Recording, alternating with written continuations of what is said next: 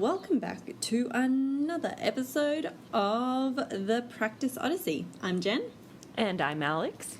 Do you know what happened to me in the 2 weeks since we spoke, Alex? In the 2 weeks... What happened to you? I went on holiday. In the 2 weeks which we spoke. I went on remember. Holiday. It was lovely. You were supposed to go to the islands. Yeah, How were the islands? They were lovely. They were lovely. Oh. Till we got stuck on the island because a typhoon hit.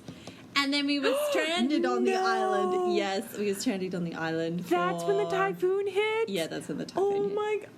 Oh no. I do wanna say, before you start imagining anything like Tom Hanks in Castaway, there were lattes available. Lattes available. And hot showers. But I don't think people understand how small this island is, though. Like, you could only get to it by speedboat.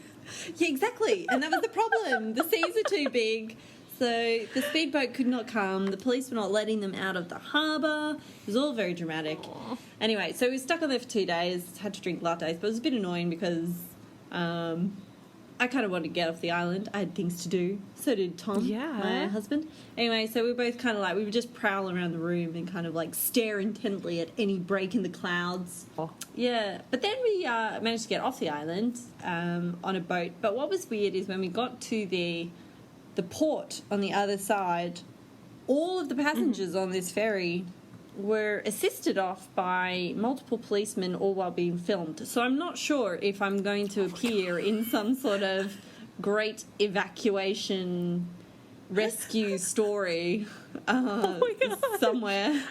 Everybody like a keep promo. Your eyes on the news in Cambodia. I know. I should have washed my hair. Anyway, it was very dramatic. We survived. Yeah. So that was my exciting yet completely non-eventful drama. So what have you been doing these past 2 weeks? For the last 2 weeks, I have continued on my adventures of learning German, and I also did a math refresher course, which was very interesting because I thought it would be similar to the math I learned in high school because it's supposed to be similar to that. But I found out that in Germany, the kids in high school learn a lot more with regards to math than we do. No. Like they start covering differential equations in high school, which maybe they offered at very AP classes, but I did not take part in those in high school. So it was a lot of information. But hopefully it'll help me with this upcoming project. So, so I did that, and I've been, we're hoping to outfit a little van into a camper van or van life.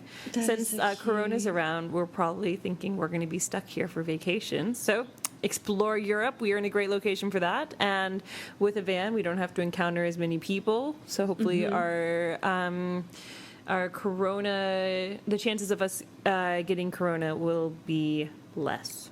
So I hadn't thought about that. That's really clever.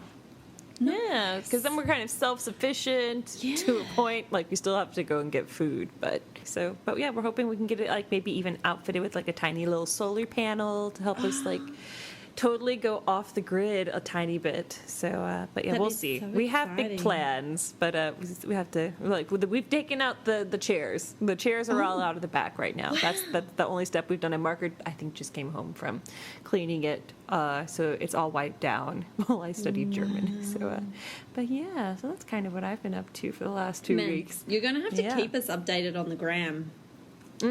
Yes, I will. For those who don't know, Instagram, come follow me at Flute Yogini. Details in the show notes. But yes, so while you were on the island in a typhoon, Jen, maybe you started with our project. But yes, what is our podcast about today, Jen? What is our podcast about? Yes, that's a great point. We are covering that classic, The In a Game of Music by the wonderful Barry Green. Alex, I believe you did the hard work of breaking this down. Yeah. So, Barry Green is an American orchestral and solo double bass player and a teacher. He was the principal bassist for the Cincinnati Symphony Orchestra.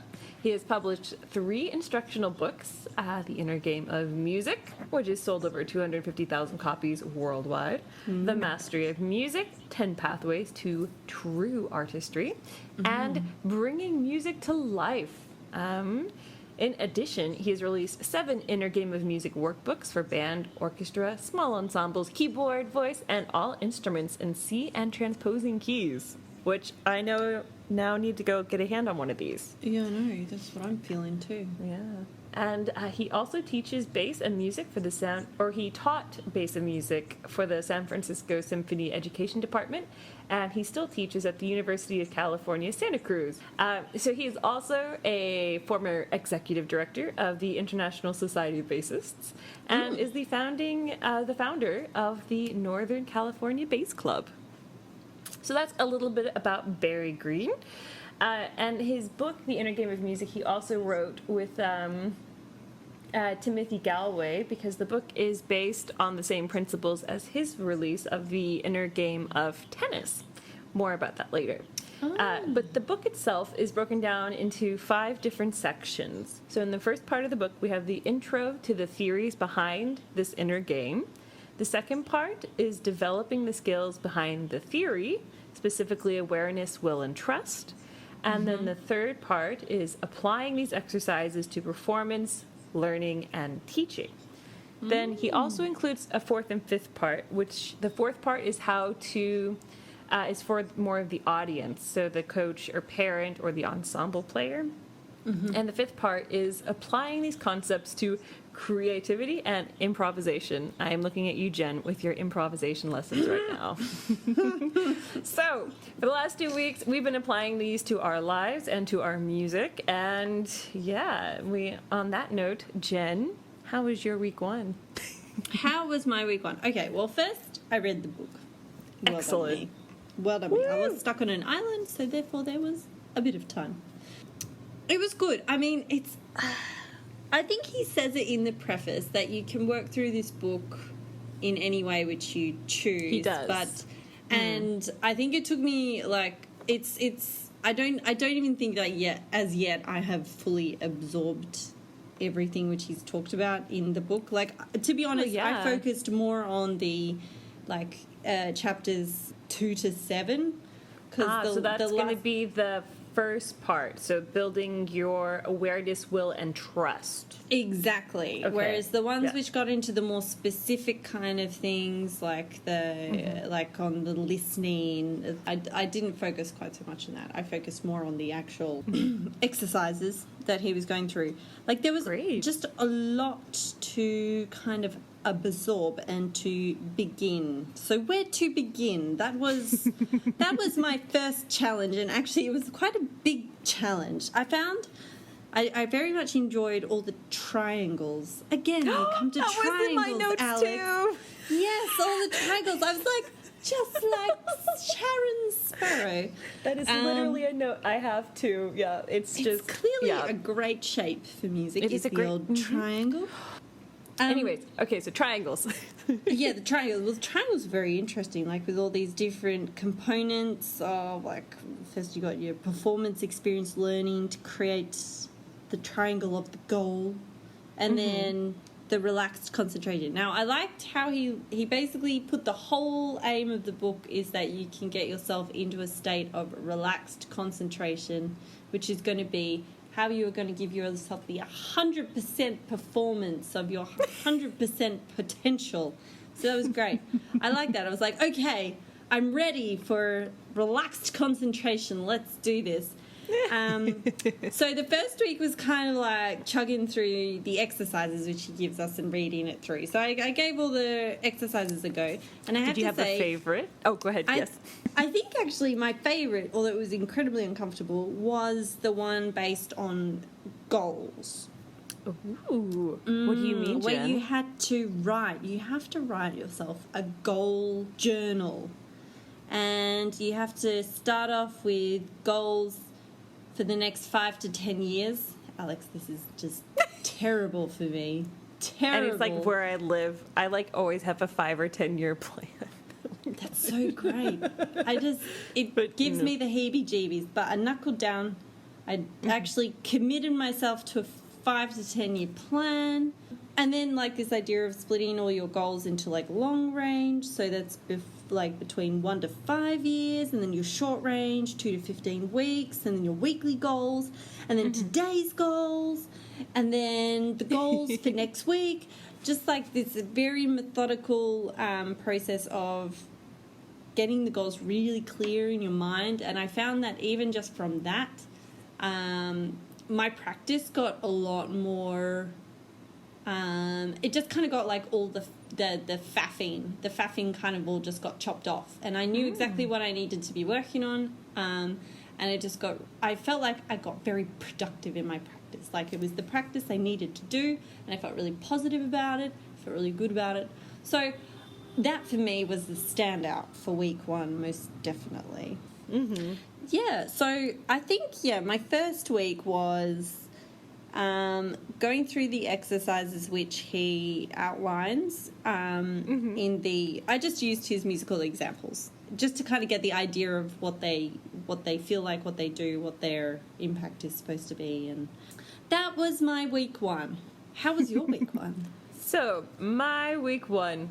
So, of course, I also started with, reading through the book and getting everything kind of sorted. For me, I always like to have my little outline, and I kind of thrive with my goal setting. Like, I love setting goals, or like, little things to accomplish, and like big, long-term, short-term, all of that. But no, the fun part for me at the beginning was that when I was in high school, my dad actually given me this book originally because he was a professional tennis player. At one point, he was in top 200 in the world, which is on his website. I know, he was quite good. He still is. He still is. I'm sorry, Dad. We still love to tell the story of when we were playing against him as kids, as teenagers. We were 4 of us total, like me and my siblings and my dad, and we only brought 3 tennis rackets. And so my dad was like, "That's fine, I'll just play with the stick." And that's kind of where my week 1 ended. So that was quite fun. Jen, how was your second week? So second week, hopefully you're off the island by now. By this point, I'm off the island. Good. I'm back with my flute. We have been reunited. It was beautiful. So slow motion running. That was exactly right. That was exactly Someone the photoshopped scene. this for us. Yeah. Second week, it kind of went I wasn't super different to the first week, but I was starting to apply some of the exercises to sections of my music. So I was trying to kind of put these strategies into my playing and into situations. So tonight I've been doing a workshop about songwriting, and we had to do like a presentation night tonight. I had to sing in public. I don't mind singing in public too much, but generally with other people's nicer. And also, definitely, I had to write a song, so this was my own song which I had written, which I'm definitely not very comfortable with this. So the whole experience was a bit uncomfortable.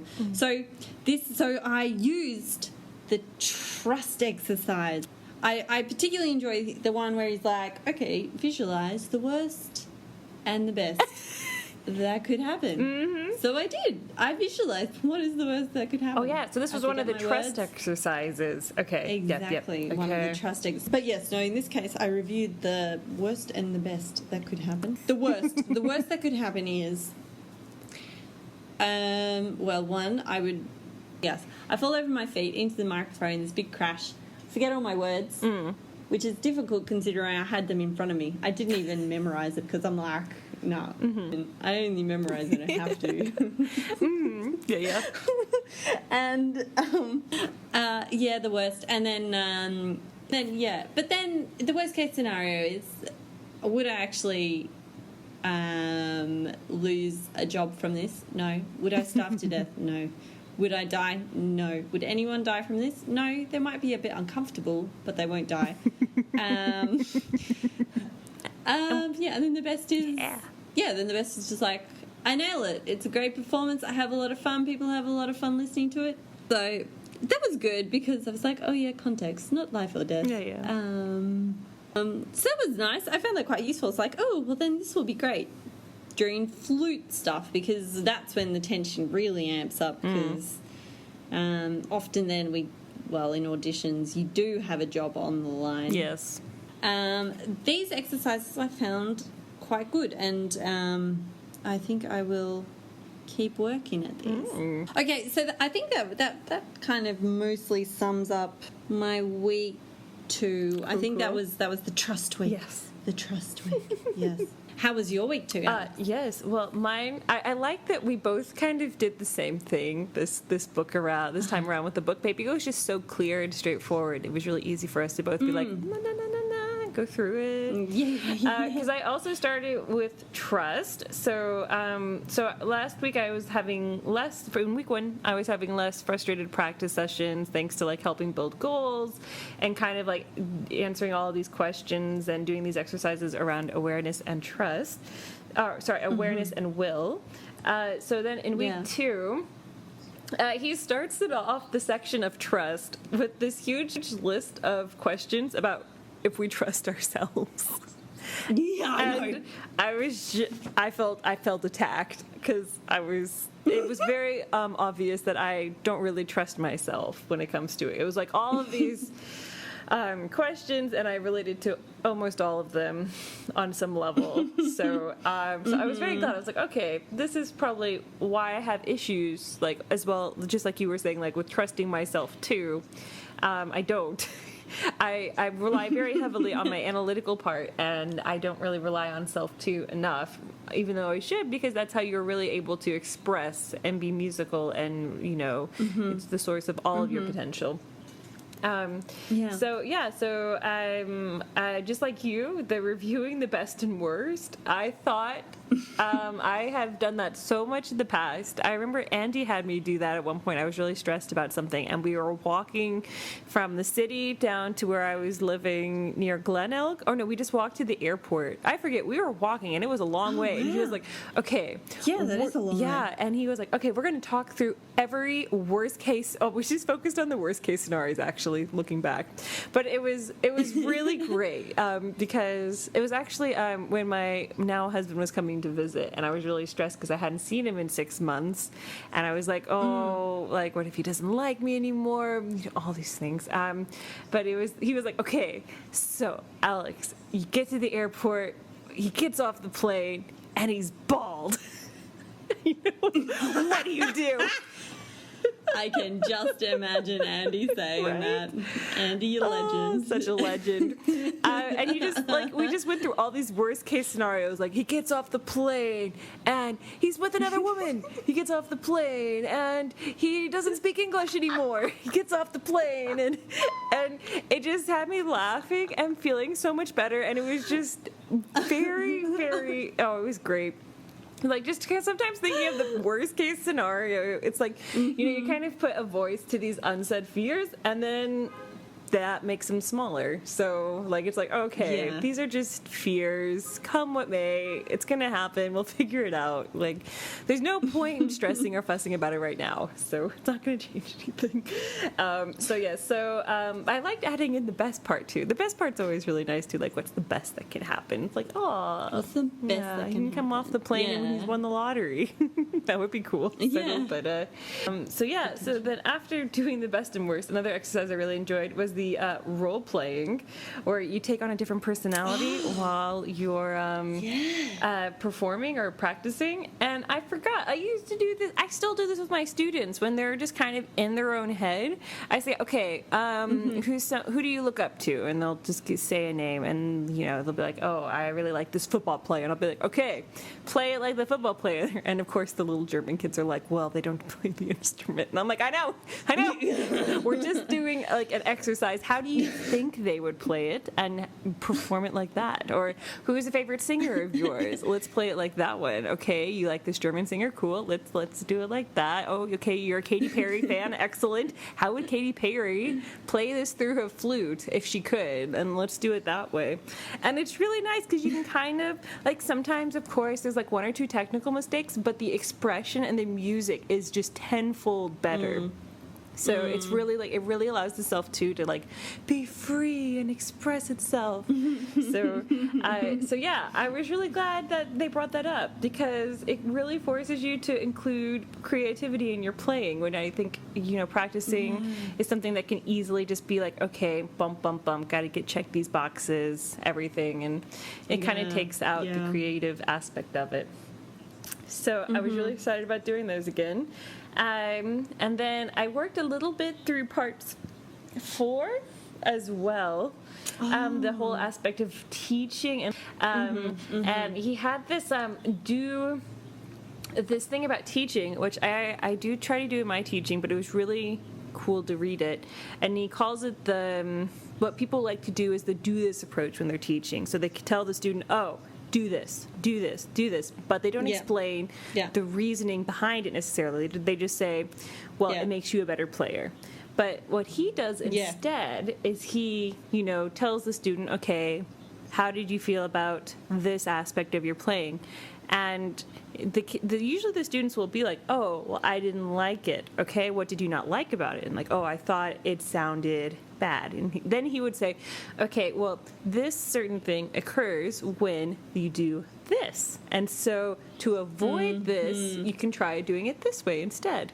So, and just like, instead of creating this like you cannot question method, it's like, oh, helping them already sort of like self-identify the issues and also why they're correcting and what they have to do in a different way. And so they know the benefits of it. Which I think is really... It's like teaching them how to problem solve. Yeah, critical thinking skills. Yeah. And so he has a list in the book of like, instead of saying this, say this. And I've definitely copied it to use with my students. So I'm very excited about that. And he also talks about flute karaoke. Okay. Maybe he doesn't call it flute karaoke. He might not call it flute karaoke, but when he's talking about like audience and how to be more present while listening to music, one of the exercises is playing along to the music. So I was totally like, Jen and flute karaoke. Look, you're doing something. Alex, we're going to make it big. It's huge. We're going to make this the next thing. Flute karaoke. Gonna be the thing. So, anyways, but yeah, so I did a bit of with that too. I had permission to do flute karaoke, so I did. I think I did some Brahms 4 this week. That was really nice, and some Poulenc Sonata. I just love doing that one. It's so beautiful. It is so beautiful. But yes, I did that, and unfortunately, I really didn't get to part 5. That's like the improvisation part. But I thought that this might be, like at this point during my week, I was pretty overwhelmed with a lot of stuff. But I'm hoping to apply some of the things he talks about into my beatboxing practice, which I should be able to get back to this week. No, next week, because this week is also insane. But I will get to it. So, but yes, that's, so if any of you listeners have worked and gotten through the improvisational part, please let us know how it went. That would be very cool. So, but yeah. So that was kind of my week, too. It was having fun, being different personalities, taking notes on how to improve my teaching, and, flute karaoke. But, yes, I think this leads us, Jen, to our verdict. What is your verdict, and does it stay on the stand? Verdict. Okay. I like a lot of the concepts in this book, and the exercises are really cool. However, some are more clear-cut than others about when to apply them. This is where, like, I got stuck with the book. And when you mentioned all those workbooks, that got quite exciting for me because that sounded like a system which has been worked out based on all the theory in this book. Right. Like, even in the book, he's got a story about when he... was struggling with an aspect for his playing, so he rang up one of the assistants of the guy who wrote the inner game of tennis, like the original kind of method master of this whole thing, and had a chat and worked out where the problem was. So even even Barry Green, you know, who's really knowledgeable about this, at times can get stuck and needs like an outside kind of eye onto like which part to apply to his playing to get through a problem. For me, having just kind of opened the book and kind of figuring it out and getting experienced in it, like I feel there's a lot of situations where I wouldn't really know of like how to apply each of these exercises and each of these theories to the problems in your playing. Yeah, how that like right question, you know. You need to know the right questions to ask, and anyway. So that for me was a bit of a that was one of the things I found challenging about this. However, on the flip side, there are a lot of really great things in here which I can apply. Creating this goal of, which I love how he puts it, relaxed concentration. Yes. I think that's my new, like, I feel like those two words are my new goal of playing. It's like to be in relaxed concentration. It's just such a lovely image. Anyway, so that's my verdict. So yes, it will stay on the stand, but I need some outside help, I think. Yeah. To get the most out of it. Yeah. Of course. I totally understand that. It kind of is funny. I think your verdict kind of leans itself into my verdict as well. So, because I like that in the first chapter, he kind of breaks the book up into 5 parts, but then for me, it wasn't super clear like where those parts were initially. And then I know he kind of says, like, oh, you can pick it up and go as you want. But for me, it's like I think it would be more helpful next time if I just kind of read through the book totally and then try and do the exercises. Or even I was thinking about making a little flow chart of, like, you know, how is my practicing today?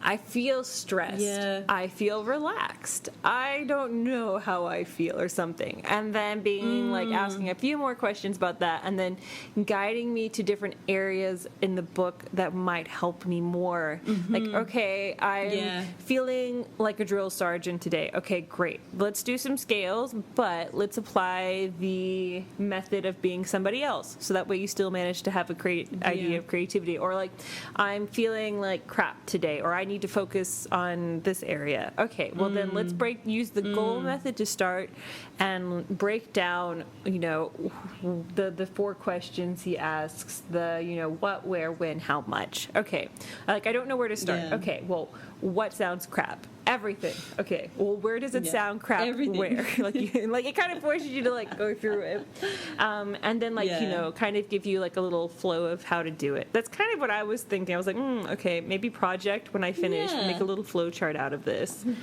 All your other projects. I know, it's like I just love making projects. It's so much fun. You do. You're really good at them. It's great when I finish them too. That's the problem. I'm always you do finish them, but they're just so many of them. Exactly. It's amazing. But yeah, so that was something I kind of like you.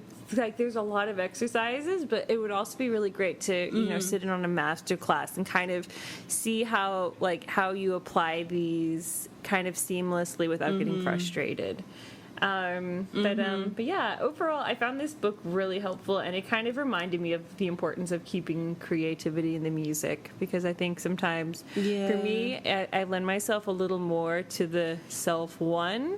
Whereas, I mean, many people have told me also, like, you know, you have to let yourself be more in the music. You don't have to be so analytical. And so, like, I think just allowing not to, like, have this, like, sense of, like, fear or phobia about self, too. It's like, no, just trust it. It knows what it's doing. You've put in the time. You've put in all this hard work, you know, and you just have to you just trust it and go with it. So, and what happens. Yeah. And I liked how one of the things he lists is one of his fears. He's like, okay, so you're doing this solo, and what's the worst that can happen? Well, I'll mess it up, and then people will think my book's crap too. And I was like, that's so true. I would think that too. Like I tout myself as this like really great flute player, and people come to see me, and they're like, well, he's not that great after all. And it's like, oh no, I'm sorry. I didn't want to let you down. So, but as he says, will I lose my job over this? Exactly. No. Yep. Exactly. Will someone die? No. Putting it into perspective, that always helps a lot. So, yeah. But no, for me, I think the book is definitely staying on the stand. So keep reminding me. I'll probably write out a few of the exercises just as like a reference point, because for me, since they're in the book, it's like, oh, wait, where is this exercise? But if I have like a little sheet where I can be like a list of the exercises, then I can go through it and be like, oh, let's try that one. See if that helps me get out of this rut. So, or keep this idea of the self too always in perspective. So yeah. Anyways, yeah. So that's how I feel about it. Awesome.